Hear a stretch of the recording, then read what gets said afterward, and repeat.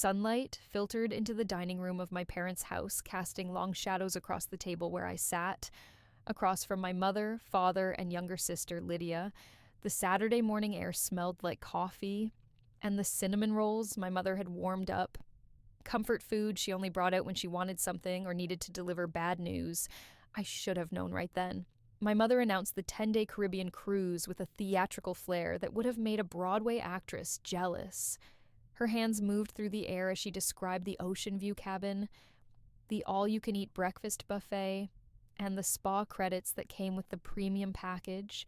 She painted such a vivid picture that I could practically smell the salt air and feel the tropical sun on my skin.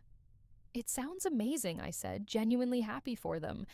After the year they'd had, Dad's health scare in March, Mom's anxiety about his recovery, they deserved a break.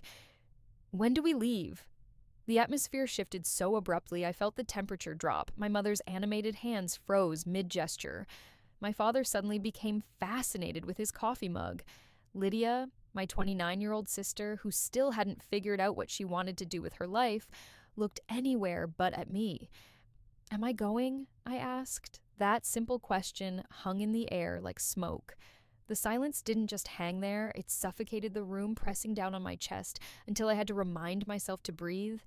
Instead of a flat rejection, which would have been honest at least, my mother reached across the table and grabbed my hand. Her fingers were warm, her grip tight, and her face arranged itself into an expression of perfectly practiced guilt.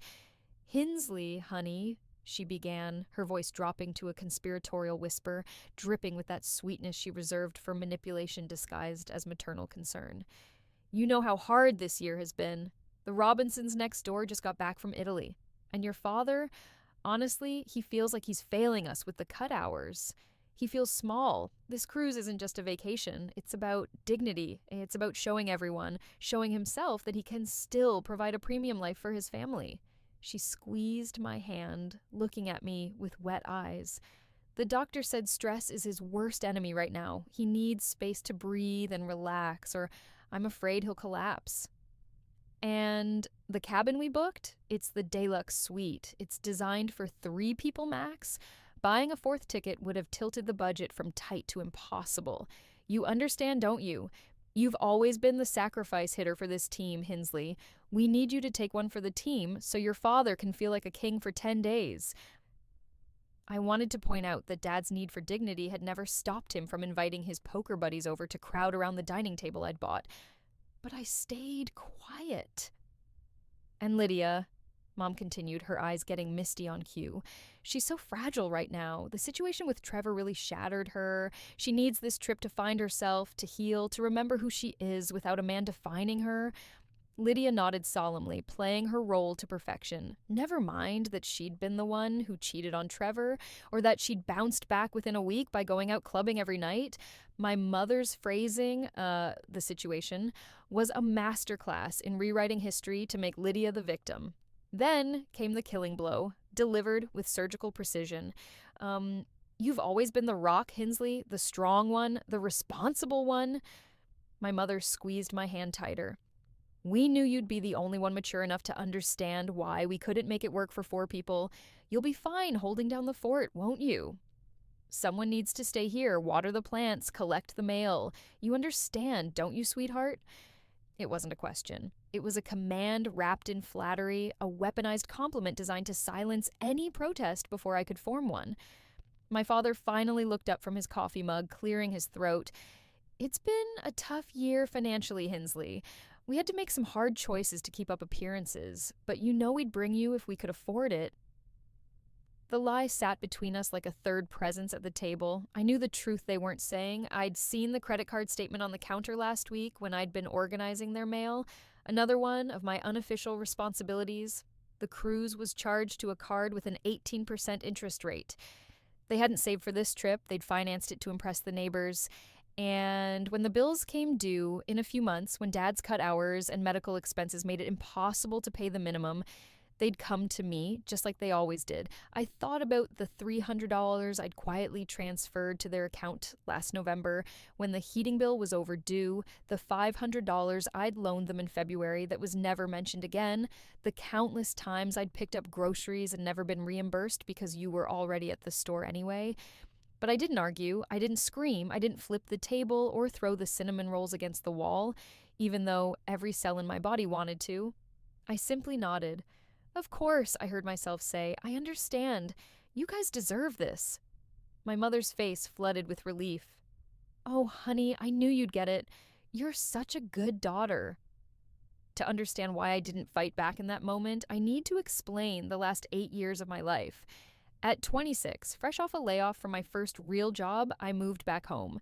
It was supposed to be temporary, 3 months, maybe 6.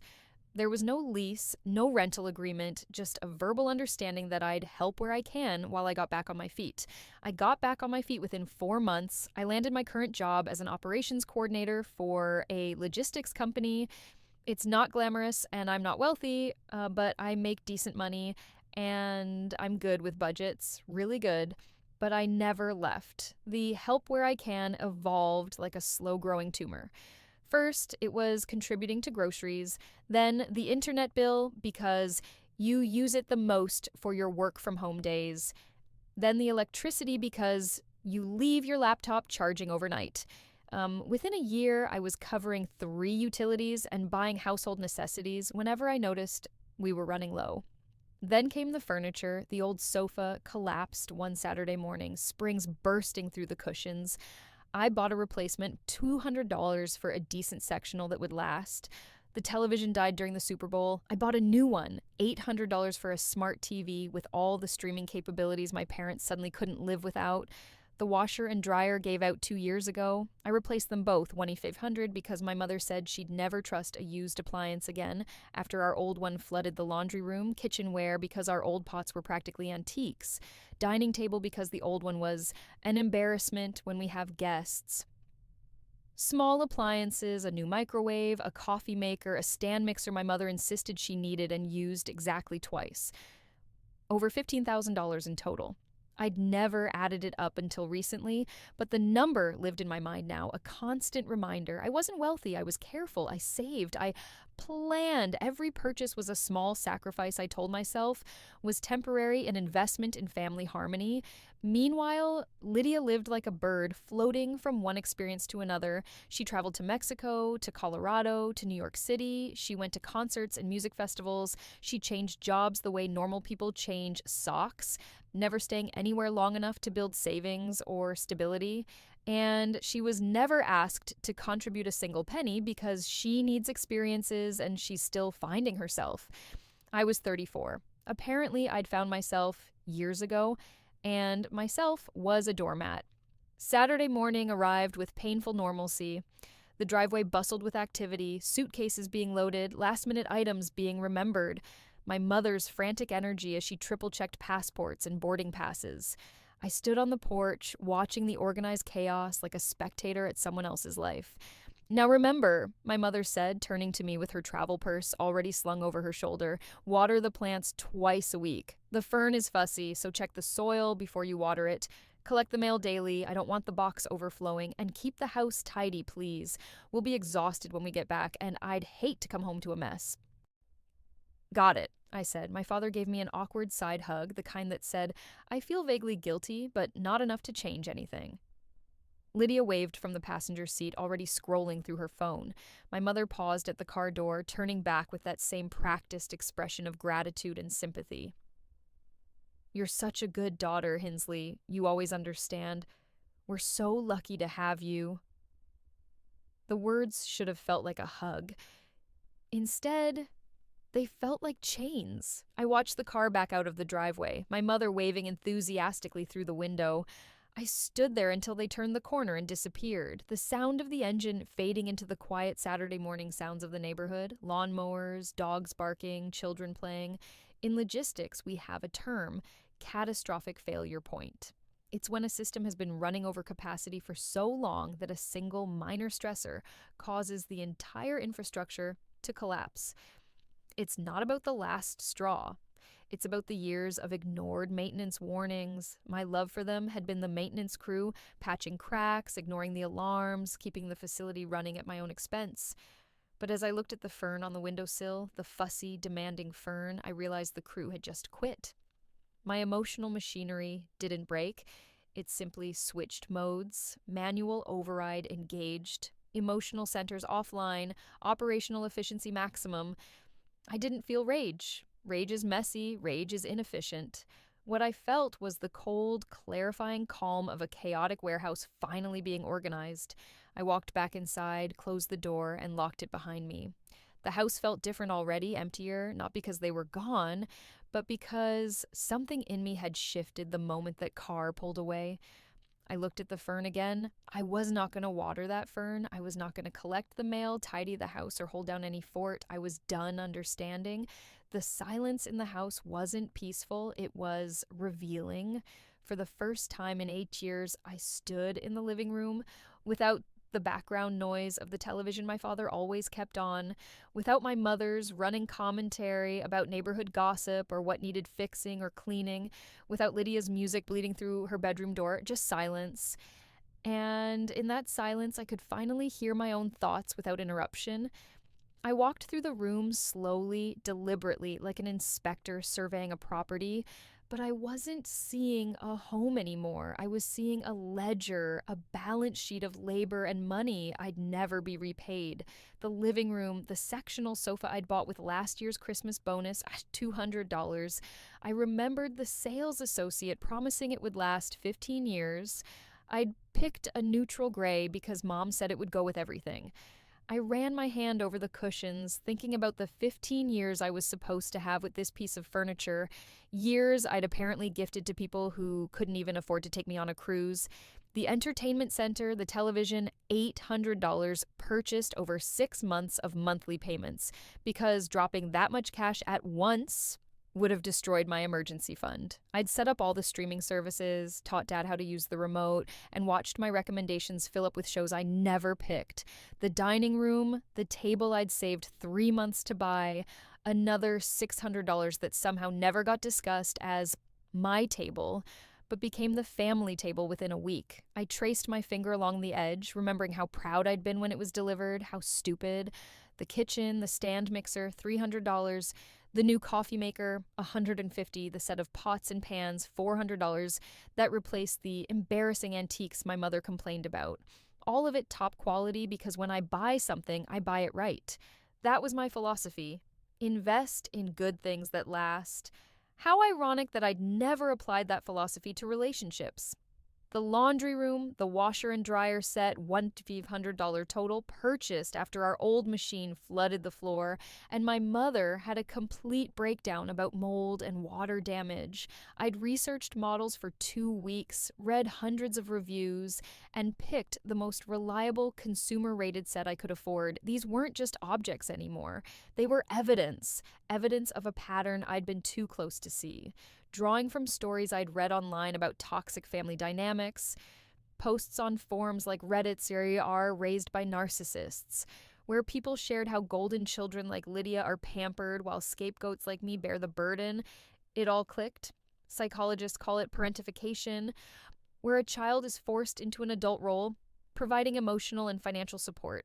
I'd been living it, subsidizing their lives while mine stagnated.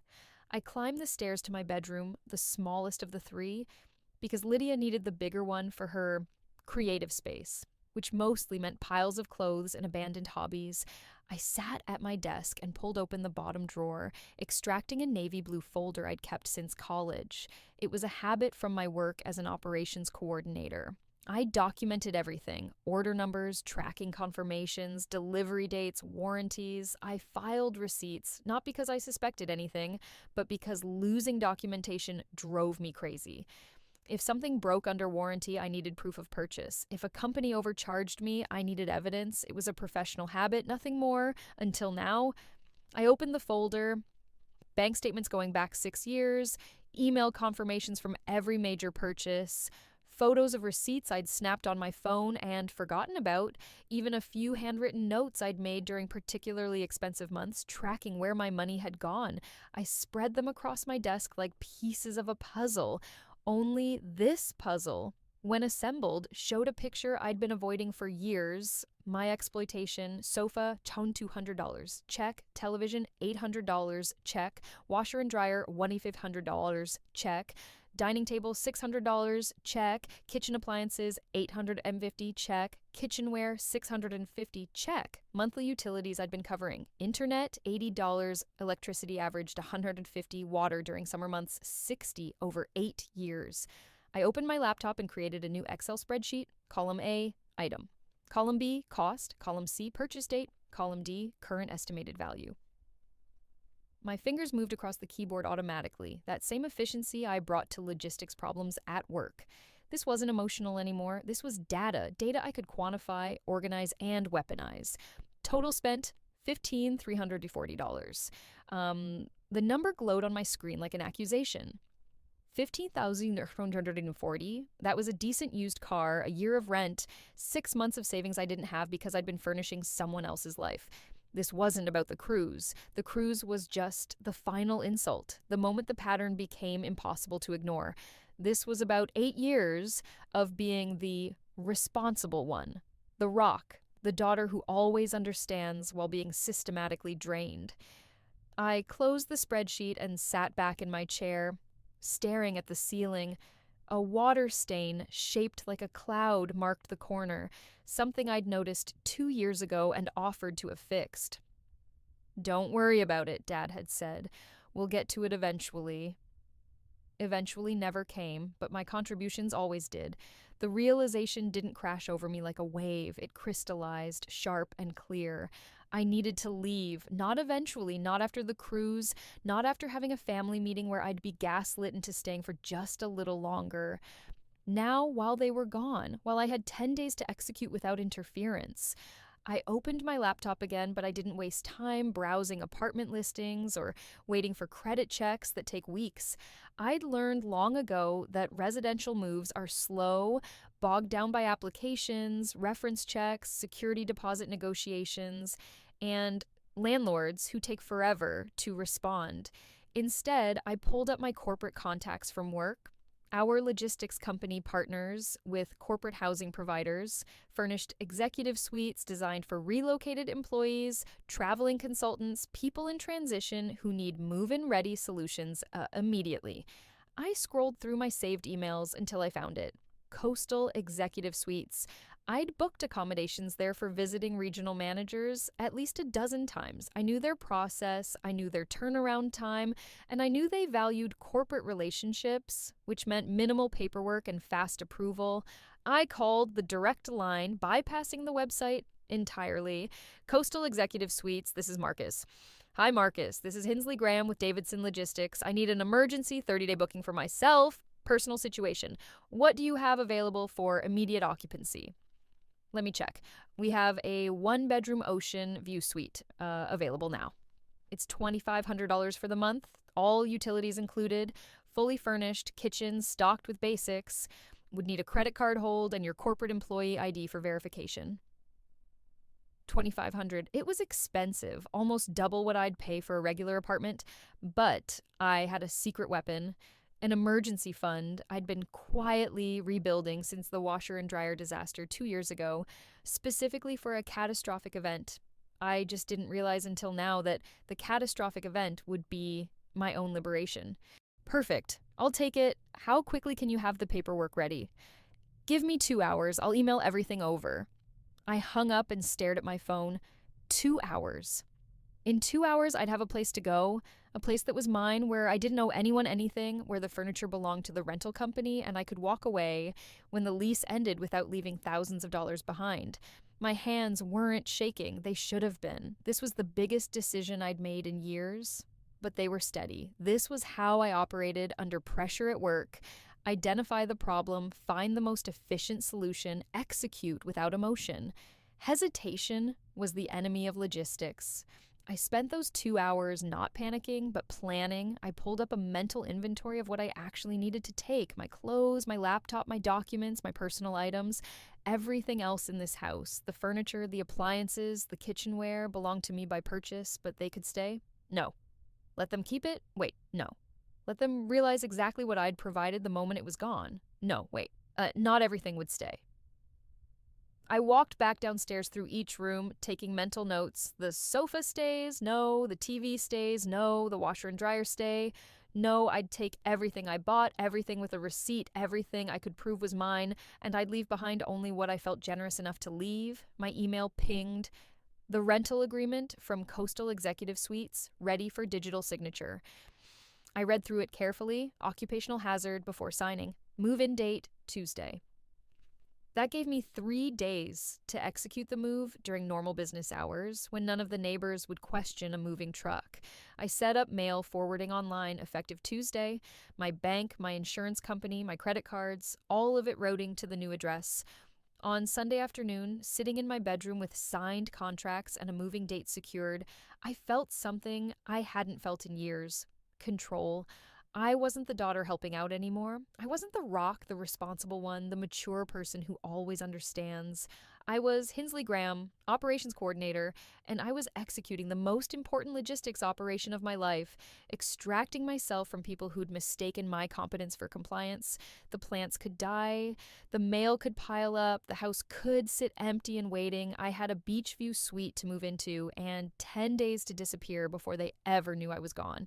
2 days later, on a Tuesday morning that felt suspiciously ordinary, the quiet of the neighborhood was shattered by the low rumble of a professional moving truck backing into my parents' driveway. I had scheduled the movers for 8 a.m. sharp, early enough that most of the neighbors would already be at work, but late enough that I wouldn't look like I was sneaking around in the dark. The physical dismantling of my parents' house began with surprising efficiency. The crew chief, a stocky man with weathered hands and a clipboard, approached me at the front door. "Everything marked goes?" he asked, scanning the interior with professional indifference. I nodded, my throat tight, but my resolve ironclad. Everything with a yellow tag, nothing else. And I had spent Sunday afternoon walking through the house with a roll of bright yellow stickers, methodically marking every single item I had purchased over the past 8 years. The sofa where my mother held court during her phone marathons, yellow tag. The flat-screen television my father watched for hours while I cooked dinner after work, yellow tag. The dining table where Lydia never helped clear dishes, yellow tag. The matching chairs, the washer, the dryer, the stand mixer in the kitchen, the coffee maker, the microwave, the bookshelf in the hallway, even the shower curtain in the main bathroom. Yellow tags everywhere, like a bizarre treasure hunt in reverse. The movers worked with the kind of practiced rhythm that comes from years of breaking down lives and reassembling them elsewhere. They wrapped the $1,200 sofa in thick blankets, securing it with industrial strength tape. The $800 television was carefully nestled into a custom box. The washer and dryer, worth $500 as a set, were dollied out on reinforced hand trucks, their white surfaces gleaming in the morning light as they rolled down the front walk. I stood in the doorway, arms crossed, watching the systematic erasure of 8 years of financial servitude. Each item that disappeared into the truck was a weight lifted from my chest. The dining table, the chairs, the area rug from the living room, the kitchen appliances, the bedding from the guest room I had occupied before moving out years ago, the towels, the cookware, the dishes, all of it gone. I had intentionally left behind the items I didn't pay for, the things that existed in the house before I became the family ATM. My father's old, worn-out recliner sat in the corner, its brown fabric faded and pilling at the arms. A cheap brass lamp my mother had owned since the 80s stood on the floor beside it, its shade yellowed with age. Some dusty decorative pieces, ceramic figurines, and fake plants remained on the mantel, untouched by yellow tags. Those things weren't mine to take. I wasn't a thief, I was simply reclaiming what belonged to me. As the movers cleared the living room, the space transformed before my eyes. What had once been cluttered and suffocating became vast and hollow. The hardwood floors, usually hidden beneath furniture and rugs, stretched out bare and scuffed, dust bunnies cowering in the corners where the sofa had stood. The walls looked naked without the television mounted on the center wall. And there, in the midst of all that emptiness, sat my father's recliner. I stared at it for a long moment, feeling something sharp and complicated twist in my chest. That chair, that pathetic, threadbare chair, was the only real furniture left in the entire living room. It looked absurd sitting there alone, a monument to dysfunction. An idea struck me with the force of poetry. I walked across the empty room, my footsteps echoing in the hollow space. Bending down, I gripped the sides of the recliner and began to drag it toward the center of the room. The old chair protested, its legs scraping against the floor with an awful screech, but I persisted. When I reached what I estimated to be the exact center of the living room, I stopped. With precise, deliberate movements, I straightened the chair, adjusted it left, then right, eyeing the angles from different positions in the room until it was perfectly centered. I stepped back, studying my work with the critical eye of an artist evaluating a gallery installation. There, perfect. The recliner sat alone in the vast empty void like a throne in an abandoned kingdom. It was a visual representation of the irony that had defined my life for nearly a decade. I had just treated that worthless chair with more care, more respect, and more consideration than my parents had ever shown me. The room didn't feel sad. It felt honest. "That's the last of it," the crew chief called from the front door. "We're heading to the executive suite now. You following us there?" Yes, I said, taking one last look around. "I'll be right behind you." My friend Paige Holloway met me at the executive suite to help me settle in. She arrived carrying 2 iced coffees and wearing her trademark leather jacket, her auburn hair pulled back in a messy bun. Paige had been the first outsider to validate my reality when I finally confessed the extent of my family's financial exploitation months ago. "Holy hell, Hinsley," she breathed, stepping into the furnished apartment. "This place is gorgeous." It really was. Floor-to-ceiling windows overlooked a slice of ocean in the distance. The kitchen had granite countertops and stainless steel appliances. The bedroom was spacious enough for a queen bed and a proper dresser. The furniture I'd brought from my parents' house, my furniture, fit perfectly in the living room. As we unpacked boxes in the new space, arranging throw pillows and hanging artwork, my phone buzzed on the kitchen counter. I glanced at the screen. Mom, mobile. My stomach clenched. They were calling from the cruise, probably checking if I had watered their ridiculous plants like the obedient daughter they assumed I'd always be. I stared at the screen, watching it light up and vibrate with each ring. Paige looked over, saw the name, and raised her eyebrows in silent question. I shook my head. The phone rang and rang until it finally went to voicemail. Seconds later, it buzzed again. A voicemail notification. I didn't listen to it. I turned the phone face down on the counter and went back to unpacking. "You okay?" Paige asked quietly. "I'm perfect," I said, and I meant it. I spent the rest of the week settling into my new life. The executive suite became my sanctuary, a place where nobody demanded anything from me, where I could eat cereal for dinner if I wanted, where the only person I had to answer to was myself. The peace was terrifying at first. I kept expecting my mother to call with some emergency, some crisis that required my immediate financial intervention. I kept anticipating my father's guilt-tripping texts about his health. But my phone stayed quiet. They were on a cruise ship somewhere in the Caribbean, blissfully unaware that their safety net had vanished. Every morning, I woke up in my own space. I made coffee in my own coffee maker. I sat on my own sofa and looked out at the ocean. At work, I focused on logistics reports and shipping schedules with a clarity I hadn't felt in years.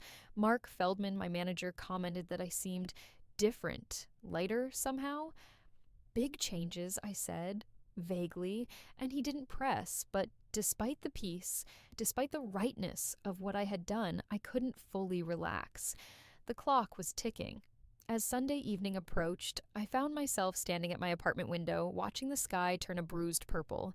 Somewhere out there, a plane was landing, a cruise ship was docking. My parents and Lydia were returning to reality. I was safe in my new apartment, surrounded by my own belongings and my own choices. but I knew with the absolute certainty of someone who had spent 34 years learning the patterns of dysfunction that the storm was about to make landfall. The sun had barely set on Sunday evening when my phone began buzzing incessantly on my nightstand. I was in the kitchen making tea when the notifications started rolling in, text after text, call after call, all from numbers I recognized. Then my phone lit up with a message from Paige. A photo. I opened it, my heart hammering. The image showed my parents' house from the outside. In the frame stood my mother, my father, and Lydia, all frozen at the front door. My mother's hand was on the doorknob, but she was staring straight ahead through the open door into the house. Even in the grainy photo, I could see the shock on her face. Behind them, Lydia's expression was pure disbelief, her mouth slightly open as she stared into the completely empty living room. They had returned to a shell of a house.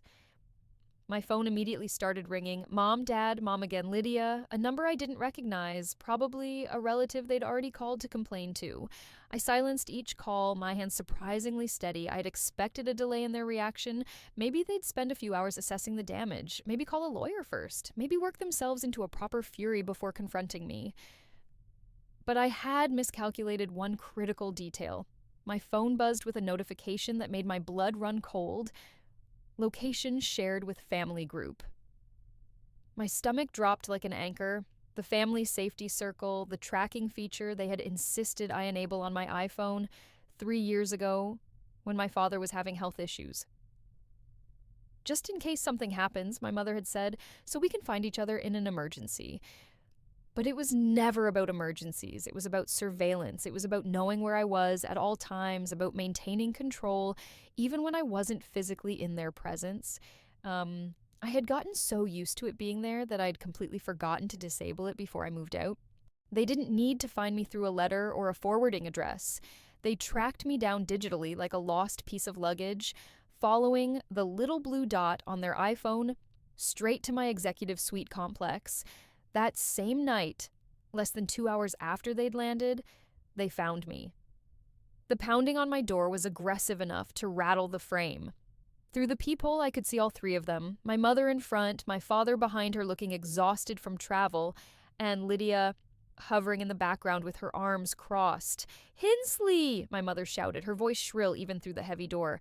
"We know you're in there. We can see you're here." And more pounding, harder this time. My mother was waving her phone at the door like she was trying to ward off evil spirits. "Why aren't you answering? Open this door right now." I stood on the other side, watching them through the peephole, my heart racing but my mind clear. The violation of my privacy, the fact that they had tracked me like I was a criminal instead of their daughter, fueled my resolve more than their anger ever could. This was it, the moment I had been preparing for. I unlocked the door and opened it. They burst into my apartment like a SWAT team, my mother leading the charge. She stopped short when she saw the living room, saw her sofa, her television, her dining table, all arranged beautifully in my new space. "What the hell do you think you're doing?" she demanded, whirling on me. This was the strategic bait. I had to play this exactly right. I didn't scream back. I didn't try to justify myself immediately. I simply stood there, arms at my sides, and let them unload. My father stepped forward, his face red. "We trusted you. We left you to watch the house and you stripped it clean." But then his eyes darted to the spot where the TV was mounted on my wall, and I saw a flicker of something else. Calculation. He wasn't just mad the TV was gone. He was mad because he knew exactly who bought it. He knew the argument he was about to lose, and he was trying to shout loud enough to drown out the facts. "Do you have any idea what we came home to?" My mother's voice was climbing into hysteria. "The house is empty. There's nothing left, just your father's old chair sitting in the middle of the room like some kind of sick joke." Lydia finally spoke up from her position near the door, her voice dripping with disdain. "I always knew you were jealous of me, but this is pathetic even for you." "Jealous?" I repeated quietly. "Don't play dumb," Lydia snapped. "You did this because you weren't invited on the cruise, because Mom and Dad chose to spend time with me instead of their bitter, angry older daughter who's never had any fun in her life." My mother nodded vigorously. "That's what this is really about, isn't it? You're punishing us for leaving you behind. You took everything we have because you couldn't stand that we were happy without you." "You left us with nothing," my father added, and there was something in his voice that might have been genuine hurt if I didn't know better. How could you be so cruel? I let the accusations wash over me like waves. Each one was designed to make me feel guilty, to make me apologize, to make me put everything back and resume my role as the family ATM. But I just stood there, silent, taking it. To them, my silence looked like guilt. My lack of defense looked like shame. I appeared to be taking the hit, absorbing their rage like I had always absorbed their demands and manipulations. My mother studied my face, searching for cracks. When she saw what she interpreted as defeat, her posture shifted. She had won, or so she thought. "We'll deal with this later," she said coldly, already turning toward the door. "When you've had time to think about what you've done." They left in a huff of righteous indignation, my mother's parting words hanging in the air. "You're going to regret this." The door closed behind them. I stood in my living room, surrounded by my own furniture, and allowed myself a small, grim smile. They thought they had the moral high ground. They thought I was just a bitter daughter who had acted out in a moment of petty revenge. They had no idea what was coming. Emboldened by my lack of defense, they launched their smear campaign within 24 hours. The story spread through the family network like wildfire, phone calls to relatives, posts on social media that carefully avoided specifics but painted a clear picture of victimhood, whispered conversations in church parking lots and grocery store checkout lines. The narrative was simple and devastating. I had abandoned them. I had stolen their belongings out of spite because I wasn't invited on the cruise. I had left them an aging couple with health issues, with nothing but the clothes on their backs. By Tuesday, I was getting messages. A distant aunt. "Hinsley, your mother called me in tears. How could you do this to them?" A family friend I hadn't spoken to in years. She said, "You left them with nothing. How could you?" A former neighbor. "I always thought you were such a sweet girl. I'm so disappointed." Each message felt like a paper cut, small but stinging. My mother had always been a master manipulator, but this campaign was particularly effective. She had positioned herself as the victim of a cruel, ungrateful daughter, and people were buying it. I felt the sting of the attack on my character. For a brief moment, I wondered if I should defend myself immediately, post my receipts online, expose the truth for everyone to see. But I didn't panic. At work on Wednesday, my manager, Mark Feldman, pulled me aside. He was a no-nonsense man in his 50s who had always treated me with respect and fairness, qualities I had learned to appreciate after 34 years of conditional family love. "You okay, Graham?" he asked, studying my face. "You seem distracted." "Family stuff," I said vaguely. He nodded slowly. I don't ask for details unless you want to share them, but, I've worked with you for 6 years, and I know you. You're one of the most responsible, reliable people I've ever managed." He paused. "I don't know what's happening with your family, but I can tell you've been caring more than anyone realizes, and whatever you did, I don't think it was wrong." The unexpected validation hit me harder than any of the accusatory messages. My throat tightened. "Thank you." "You don't have to thank me for stating facts," he said simply. "Now, get back to work. That shipment schedule isn't going to optimize itself." That evening, Paige came over with pizza and wine. She had seen some of the social media posts, my mother's vague but pointed comments about betrayal and heartbreak. "They're really going all out, huh?" Paige said, scrolling through her phone. "They think they've won," I replied, taking a sip of wine. "They think I'm the villain of the story."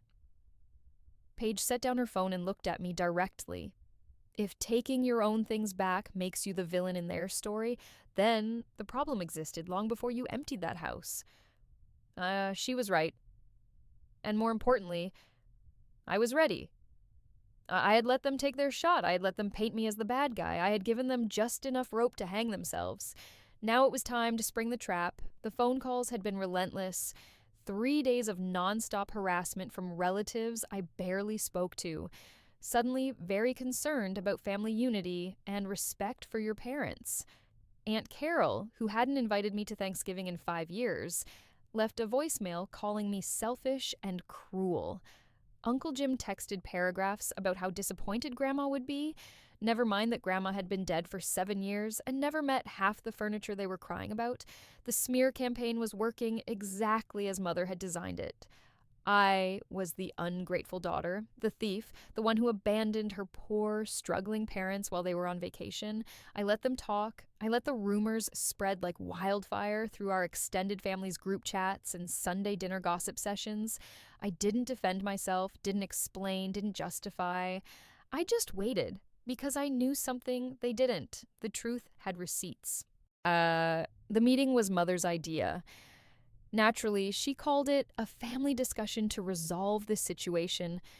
Her voice on the phone had that practiced tremor, the one she used when she wanted people to think she was barely holding it together. "We need to talk about this, Hinsley, face to face, like adults."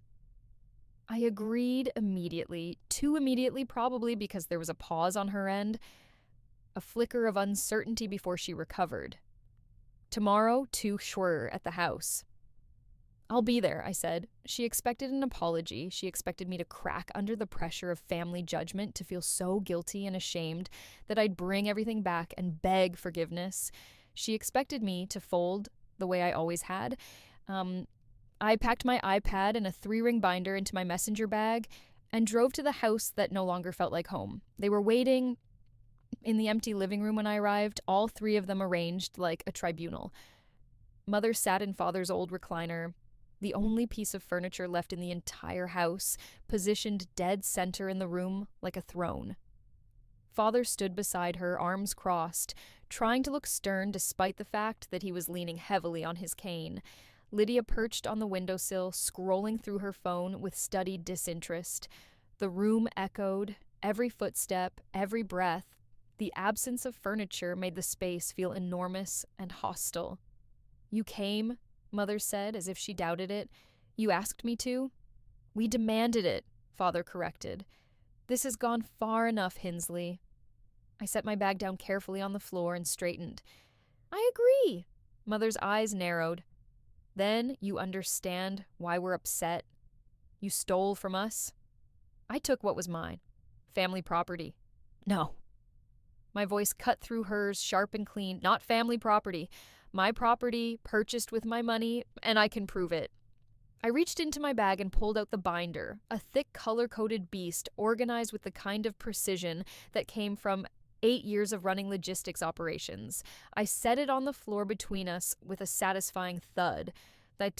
Then I pulled out my iPad, tapped it awake, and turned it to face them. "Everything I removed from this house," I said, my voice perfectly steady, "is something I paid for, and I have documentation for every single item." I opened the binder to the first tabbed section. Let's start with the living room. The spreadsheet on my iPad was a thing of beauty, color-coded, cross-referenced, sortable by date, by room, by cost. I'd spent 2 full evenings building it, importing data from 8 years of bank statements, credit card records, and email receipts, every purchase, every payment, every proof. The sectional sofa. I tapped a line on the spreadsheet. Lane Furniture, Model Harper, 1E200s. Here's the credit card statement. Here's the delivery receipt with my signature. I slid the relevant pages from the binder across the floor. Mother stared at them like they were written in a foreign language. The television, Samsung 65-inch 4K, $800. Purchased when the old one died. Best Buy receipt, extended warranty in my name. Another page, another line, highlighted on the screen, the coffee table, the end tables, the lamps, the area rug. I tapped through each one, methodical and relentless. All mine. Purchased between 2017 and 2022. Total value for the living room alone, $4,300. Father's face was turning an alarming shade of red. "This is ridiculous." The kitchen, I didn't let him finish. KitchenAid mixer, $350. Cuisinart food processor, $120. The entire set of all-clad cookware, $600. The kitchen table and chairs, solid oak, custom ordered, $900. "We needed those things," Mother said, but her voice had lost its confident edge. "You needed them. I bought them." I scrolled down. The washer and dryer, Wablauen 500, purchased when the old ones finally died. Installation included. Here's the Home Depot receipt. Here's the service warranty. Here's the credit card charge. I looked up at them, meeting each of their eyes in turn. The guest room furniture. Lydia's room, $800. The desk in the office, the filing cabinets, the bookshelf, the vacuum cleaner, the steam mop, the air purifier in the master bedroom. Tap, tap, tap, each item lighting up on the screen, each receipt sliding across the floor. Would you like me to continue? Because I can. I have 8 years of documentation. Every appliance, every piece of furniture, every household item I purchased to keep this place functional while you spent your money on cruises and wine club memberships and Lydia's travel fund. The silence was deafening. I zoomed out on the spreadsheet, showing them the full scope. The total value of items I removed from this house is $15,543. That's the sum at the bottom. That's what I invested in your comfort over 8 years while paying you $200 a month in rent. I let that sink in. Watched the math hit them like cold water. $15,000 in furniture and appliances plus 96 months of rent at $200 per month. That's $115,200. That's what I gave you. And what did I get in return? Nobody answered. A bedroom, a curfew, a tracking app on my phone, and a family that called me selfish for wanting my own life. Mother's mouth opened and closed. Father looked at the papers scattered on the floor like they might spontaneously combust. Lydia had finally stopped scrolling, her phone forgotten in her lap. You said I stole from you, I continued, my voice still calm, still professional. But the truth is, you've been stealing from me for 8 years. You took my money, my time, my independence, and my dignity. You took and took and took, and you called it family. I closed the binder with a decisive snap. The only thing I took was what already belonged to me. And if you want to dispute that, I suggest you find a lawyer, because I guarantee you won't like what they tell you about the legal definition of theft.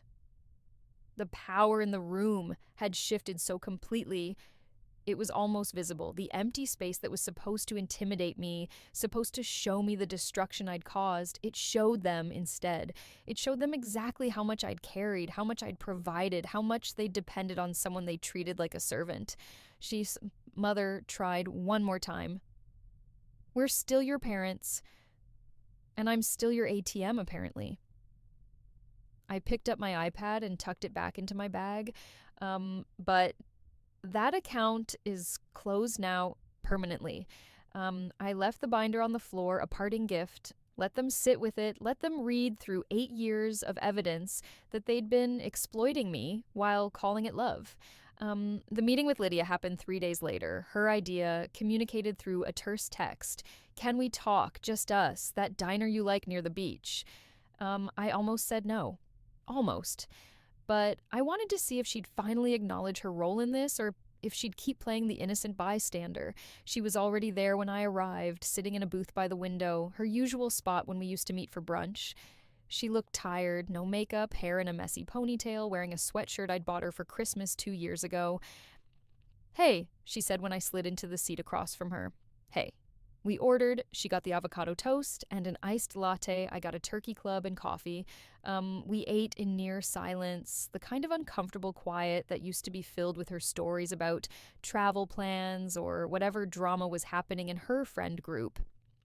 The check came on a small black tray placed exactly in the center of the table. Lydia glanced at it, then went back to her phone, scrolling, waiting. I watched her for a moment, this woman I'd protected and subsidized and enabled for years. My little sister, the golden child, the one who never had to worry because I worried for her. I picked up the check, calculated my portion, sandwich, coffee, tip, and placed 2 bills on the tray, $18 exactly. That's mine, I said, standing up. Lydia's head snapped up. She stared at the money, then at me, her expression shifting from confusion to comprehension to something like shock. Wait, what? My share, $18. I slung my bag over my shoulder. Your total is about $22. They take card at the register. Hinsley, her voice cracked slightly. Are you serious right now? Completely. She looked down at the check again, then at the money I'd left, then back at me. In that moment, the reality crashed over her. Not the furniture, not the move, but this small, everyday interaction we'd had dozens of times where I always paid because I always paid for everything. "I can't believe you're doing this over $20, she said, but there was no heat in it, just disbelief. It's not about $20, Lydia. It's about the fact that you expected me to pay. Just like you expected me to pay for everything else. Just like you expected me to keep subsidizing your life while you figured out what you wanted to do with yourself. I didn't ask you to do any of that. You didn't have to. You just let me." I adjusted my bag. "And you knew, didn't you? You knew Mom and Dad favored you. You knew they expected more from me than from you. You knew it was unfair." She didn't deny it. For once, she didn't deflect or play dumb or change the subject. "Yeah," she said quietly. "I knew." "And you said nothing. Would it have changed anything if I did? It would have meant you saw me, really saw me, instead of just enjoying the benefits of my sacrifice." Lydia's eyes were shining now, but I felt nothing. No guilt, no sadness, no desire to comfort her. I'm sorry," she whispered. I'm sure you are. Sorry it's over, probably." I headed for the door, then paused and looked back. "Your tab's still on the table. Better handle it before they think you're dining and dashing." I left her there, staring at a $22 check like it was a mirror showing her something she didn't want to see. The smear campaign died within a week. Hard to call someone a thief when they have 8 years of receipts proving ownership. Hard to paint someone as cruel when they have documentation showing they paid over $100,000 in rent and expenses. I didn't blast my defense all over social media. I didn't need to. I simply responded to the family friends who reached out, Aunt Carol, Uncle Jim, a few cousins, with calm, factual corrections. "I understand my parents told you I stole from them. That's not accurate. Everything I took, I purchased. I have receipts if you'd like to see them." Most didn't ask for proof. The confidence in my voice was proof enough. The narrative crumbled because it was built on a lie. And lies can't withstand the weight of truth, especially truth that comes with spreadsheets. Mother called 2 weeks later. "We need to talk. Your father and I want to apologize." I met them at a cafe downtown. Neutral territory, public space, limited time. They looked older somehow, diminished. Father's cane seemed more necessary than performative. Mother's makeup couldn't quite hide the stress lines. "We're sorry," Father said first. "We never realized how much you were doing, how much you were carrying." But his tone had that edge, that subtle inflection that made it my fault for not speaking up sooner, for not making my burden more visible. "We thought you wanted to help," Mother added. "We thought it made you happy to contribute to the family." I stirred my coffee slowly, watching the cream swirl into patterns. "You thought I wanted to pay $100 a month in rent while buying all your furniture and having a curfew at 34. We didn't force you. You didn't have to. You just made it impossible to say no without being labeled selfish." I met her eyes, and when I finally did say no, when I finally took back what was mine, "You tried to destroy my reputation." "We were hurt," Father said. "We reacted badly. You reacted exactly as you always have, by making yourselves the victims and me the villain." Silence stretched between us, broken only by the hiss of the espresso machine and the murmur of other conversations. "What do you want from us?" Mother asked finally. "What will it take to fix this?" "I don't want anything from you, that's the point." I leaned back in my chair. "I'm not moving back. I'm not providing financial support anymore. If you need help, you figure it out. Get jobs, downsize, sell the house. That's not my problem to solve." "But we're family." "And family shouldn't exploit each other. Family shouldn't track each other's location like criminals. Family shouldn't play favorites and expect the unfavored one to just accept it." I pulled out my phone and showed them something I'd done the week before. I'd removed myself from the family safety circle. My location was now permanently, blissfully private. "I think you should consider therapy," I said, "both of you. Maybe family counseling if Lydia's willing. But that's your choice, your responsibility. Not my project to manage." Mother's face crumpled slightly. "So that's it? You're just done with us?" "I'm done being used by you. If you want a real relationship, one based on mutual respect and boundaries. I'm open to that, eventually. But it starts with you acknowledging what you did and actually changing, not just saying you're sorry because you lost your safety net. Father opened his mouth, closed it, opened it again. We'll think about the therapy. You do that? I stood up, leaving money for my coffee on the table. And while you're thinking, maybe consider what Lydia's going to do now that I'm not paying for her lifestyle either. I left them there, two people who'd spent so long taking that they'd forgotten how to give. The promotion came 6 weeks later. Mark called me into his office on a Thursday afternoon, his expression unreadable. Close the door. My stomach dropped. Had something gone wrong? Had they found some mistake in my work?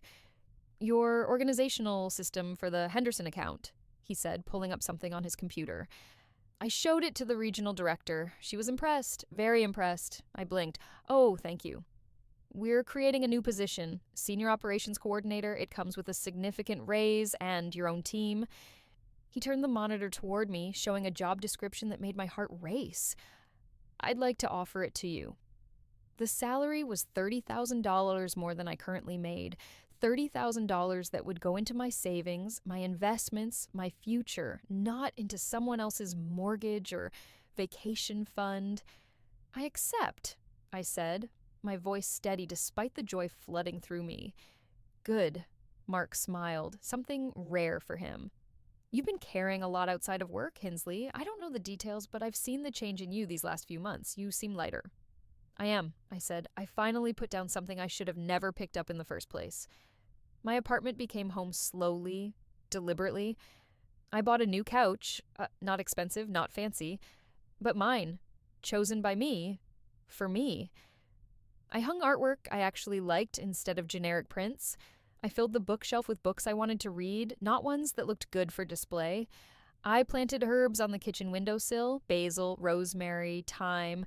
I watered them when they needed it, not when someone demanded it. I opened a high-yield savings account and watched the balance grow. Money that used to disappear into the void of family obligations now accumulated with purpose.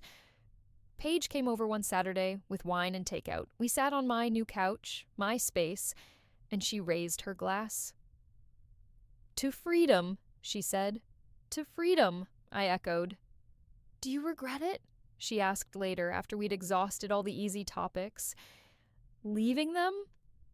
I thought about it honestly, thought about the empty living room, the shocked faces, the moment everything changed. No, I said, I regret staying as long as I did. I regret all the years I let them convince me that sacrifice equaled love. But leaving? I shook my head. Leaving was the best thing I've ever done. Have you talked to them since the cafe? Mother texts occasionally. Lukewarm attempts at connection. Father sent a birthday card. I shrugged. Lydia got a job, apparently. Retail, part-time. It's a start. And you? I'm good. Really good. Better than I've been in years. I looked around my apartment, small, modest, but entirely mine. I'm not lonely. I'm not guilty. I'm just free. I look back now at the moment I walked out of that house with my things loaded into a truck, and I see it clearly. I didn't leave to punish them. I didn't leave for revenge or to teach them a lesson. I left to stop being used. I left to reclaim the life I'd put on hold for people who valued my utility more than my humanity. I left because staying would have killed something essential in me, the part that knew I deserved better, that believed I was worth more than an ATM with a heartbeat. They didn't recover quickly. The house went on the market 6 months later. Too big, too expensive, without my contributions. They downsized to a condo, made adjustments, faced consequences, but I recovered. I recovered the moment I drove away with my furniture and didn't look back. Some people call it selfish. I call it survival. Some people call it cruel. I call it necessary. Some people say family should forgive anything. I say family shouldn't require forgiveness for basic respect in the first place. I am not their villain. I am not their victim. I am simply someone who finally chose herself. And that choice, that single decision to value my own life as much as I'd valued theirs, changed everything. The apartment is quiet tonight, peaceful, the kind of silence that feels like contentment instead of loneliness. My herbs are thriving on the windowsill. My savings account is growing. My career is flourishing. And I am free. Finally, completely, unapologetically. To enhance the drama, I drew inspiration from real life stories of family estrangement, shared on platforms like psychology blogs and TED Talks about setting boundaries. Experts like Dr. Ramani Durvasula discuss narcissistic family dynamics, where one child is scapegoated while another is idealized, mirroring Lydia's favoritism. This added emotional depth, making the confrontation scenes more intense with heightened tension from the psychological insights, turning the story into a gripping tale of empowerment and self discovery that resonates universally.